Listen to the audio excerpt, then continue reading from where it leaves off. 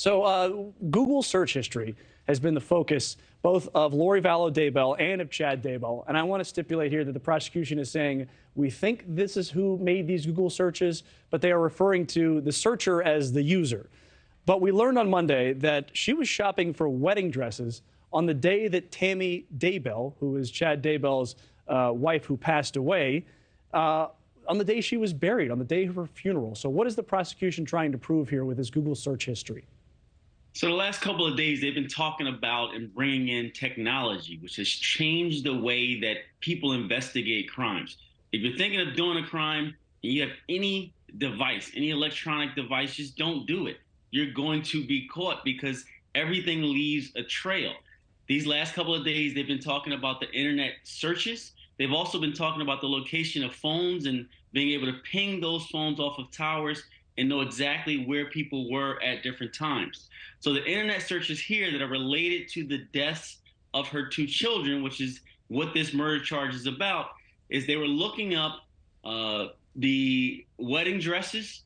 They were looking up wedding rings. They were looking up when or what direction the wind was blowing. And that's important because these two children were buried in a backyard. And that came into play because if you're looking up which direction the wind is blowing, you want to dig up graves and bury people at a time where the wind is not going to carry that smell in your neighbor's direction. So the prosecution is saying that all of these searches led to somebody doing research to see if they can get away with these crimes. Now, the issue is they can't say who did these searches, but they know these searches were done.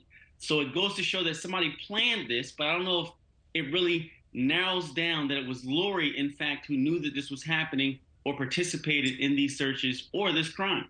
It's just a little bit more information. But yeah, the prosecution asserts that Lori Vallow Daybell was looking at wedding rings in August of 2019 while Tammy Daybell was still alive. And that's also when she moved the family from Arizona to Idaho.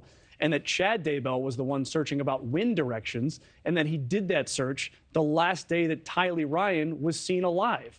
Another piece of technology, since you mentioned that, what came into evidence was that Chad Daybell texted Tammy, who at the time was still alive, that he shot a raccoon and buried it in the pet cemetery.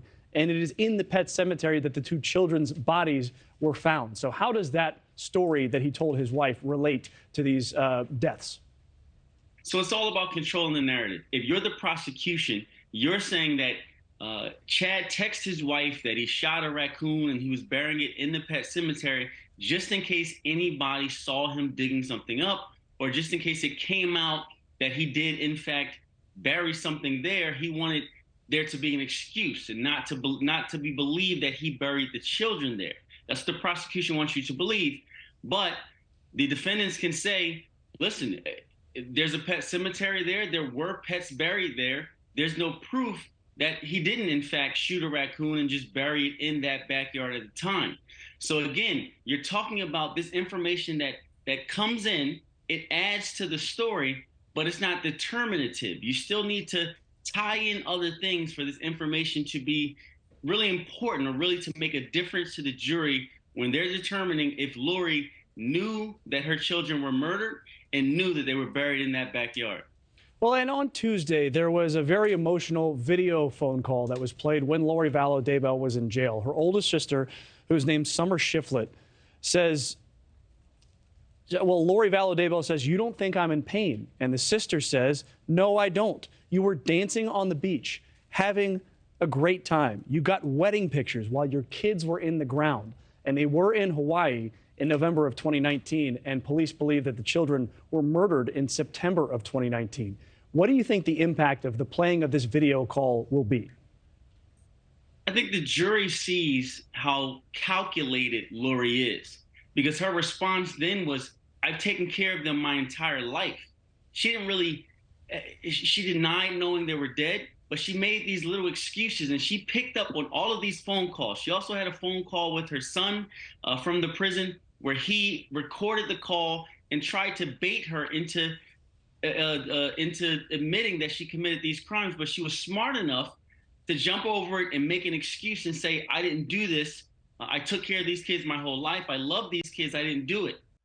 Thanks for watching. Go to newsnationnow.com to find NewsNation in your cable lineup. And don't forget to click the red subscribe button below to get more of NewsNation's fact-based, unbiased coverage.